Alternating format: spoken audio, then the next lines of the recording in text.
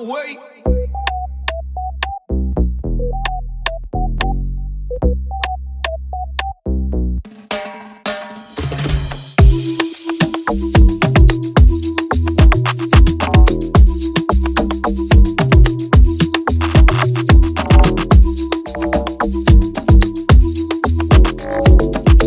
I want to ask, I know, and we have heard so many stories from you about how during the time, because you said Joshua came at 1983.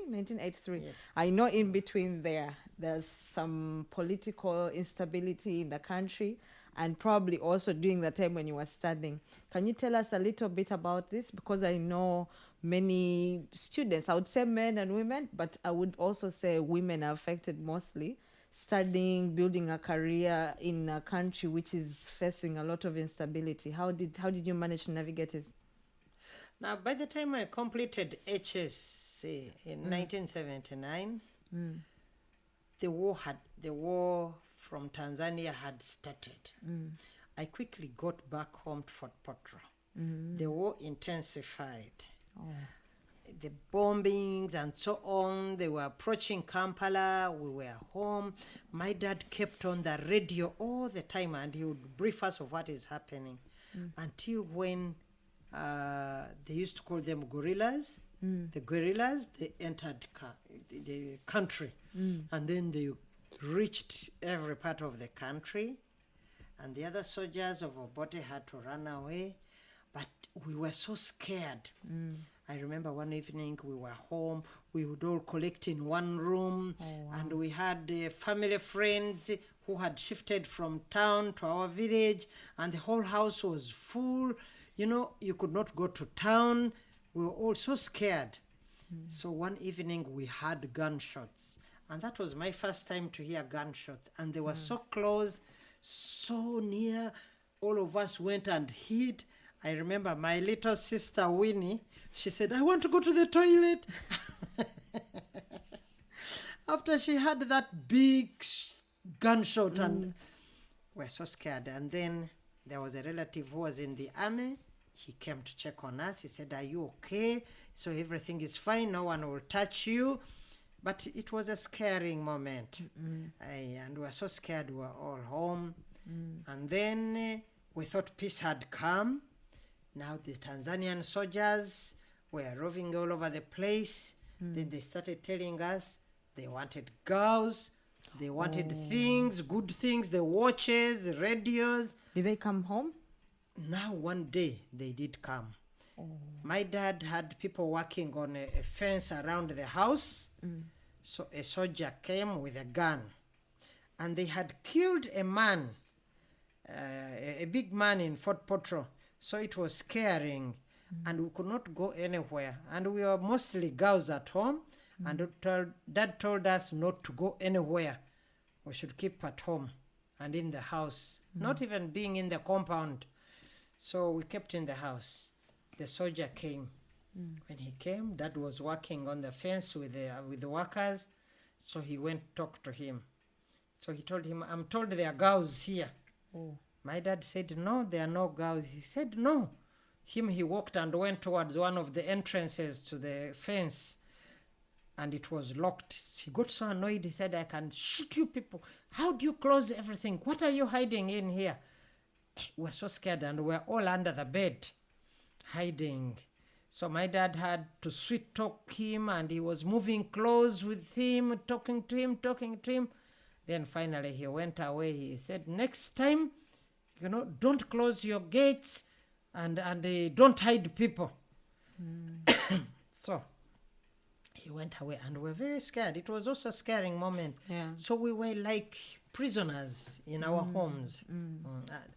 That phase also cleared.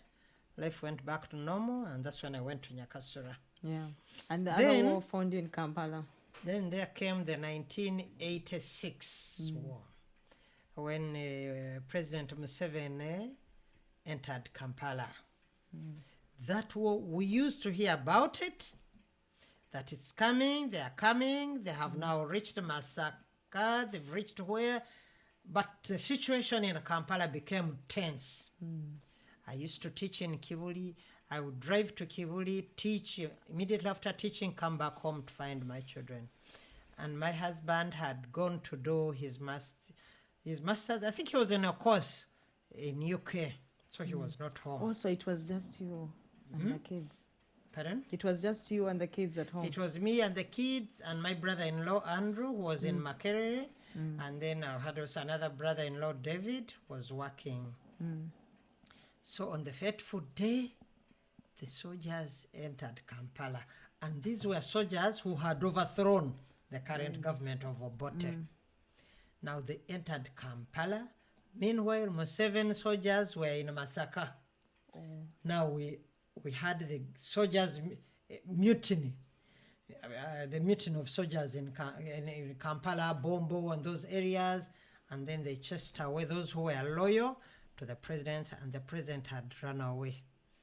Now there were gunshots, shops were closed, people were looting, and that found me somewhere. I had gone to buy food in the market.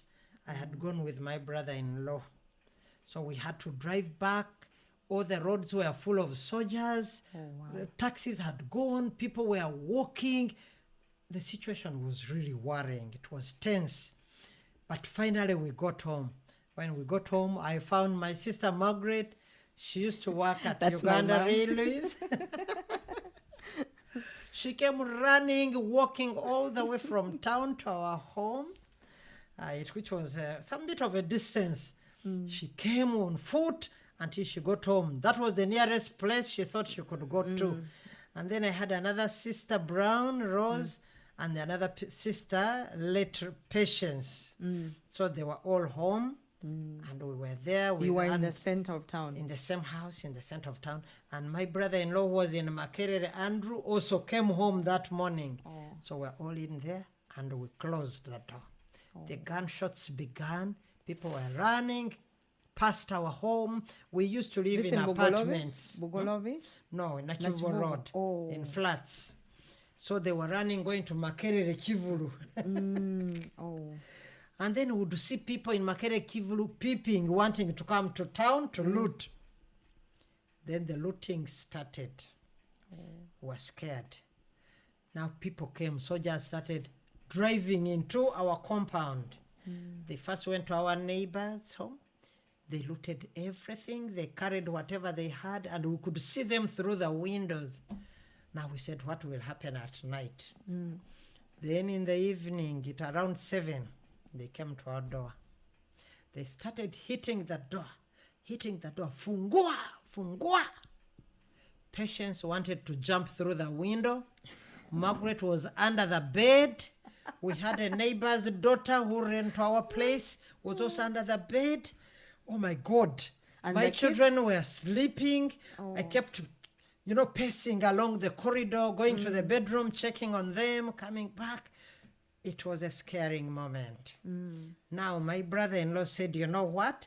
Let's go and open. If they break the door, the night will be terrible. Let's go talk to them. I followed my brothers-in-law. We went to the door, and those men were saying, you are Indi, nakata kufungua mlango. Then we said, sisi hapana wa Indi. What does that mean? They were saying, you Indians, you have refused to open the door. They thought you were Indian. You will see. Because we had Indians who were neighbors. So they thought our flat was that one of the neighbors. So when we came to open, we just answered, we are not Indians. So when they heard us, they said, hey, monapona, that you have survived. So they went away. We thanked God. Oh, wow. So the whole night, those people kept coming, and I think they had earmarked flats which had things. People had beers they were selling in their flats. They went to them and looted them. The whole night there was a yellow car, Datsun model. They would come and park. The moment you would see it, people would say the yellow Datsun has come, and they would take people's property. The whole night they were looting. They didn't take you. They didn't come to take you. No, they didn't come back to us. But they went to our neighbors up, the neighbors across, and the neighbors down. So they took their property, lots of their property, and they took cars which were packed in the compound. They would push them away and take them. The following day, we didn't know. It was bad. Then the following day, there was a lot of shooting, and we saw the government soldiers running.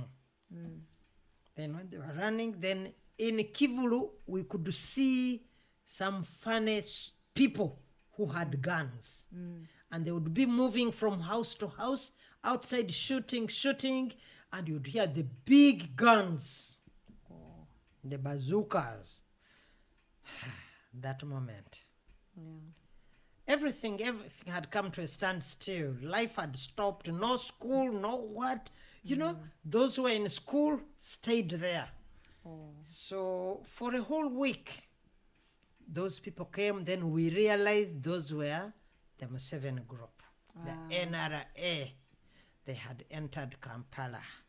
When they entered, they even came up to around our flat, but they never entered.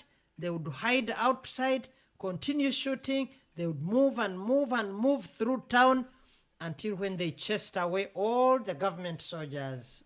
And they killed very many. So we were there after some 3 days. People started getting out of their houses, walking, and there were so many government soldier bodies. Government soldiers who were killed and along the streets. Did you see this in the streets? We saw some. But finally they removed them. And then somehow peace came back to us. We were able to sleep. Those other nights we were not sleeping. Yeah, and my brother-in-law Dan also came. He was not there, he was not near, but he came to check on us when he heard what had happened. He found us safe. Was it easy for Uncle Stephen to contact you during that time to find out how you were? Or he was just watching everything online from UK? He was watching on TV, news God, that must in have UK. been And those days it wasn't easy because we didn't have mobile phones, we didn't have house phones. Very few people had house phones. And if I wanted to talk to him, I used to go to the post office in town and book a trunk call, and then I would call and talk. Or he would tell me he's going to call, I should go to the post office. I would go and wait for him, and he would call. Must have been So hard he for did. him, We arranged after that, and then he talked to us to find out how we were, and so on. So life got back to normal in 1986. And that time, now I think I was expecting Jonah. When he came back, I was expecting Jonah, because Jonah was born towards the end of 86. I can imagine this must be traumatizing for, I think, maybe because you had gone through it before, but do you think that this is something that has affected you? Because I know people seeing this firsthand. We hear about war, we are in the house, but seeing it firsthand is another experience. I tell you, war is bad. No one would want to go back to that, to experience it again. Sometimes I pity these young children who don't know what it means, who instigate war. We shall go to the bush, we shall fight. It's not an easy thing. It disorganizes the country at large, and it traumatizes people. It is scaring. You don't know whether you'll survive it or not. Like those big guns, you'd hear it going over your roof, and you'd wonder maybe it can easily land on your roof. I understand it used to land in some places, and some people would get killed.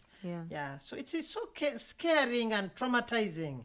It is an experience you wouldn't want to go through again. I can imagine. We thank God for helping you people to make it through. I really appreciate God for that. Okay, He has protected us. Yeah.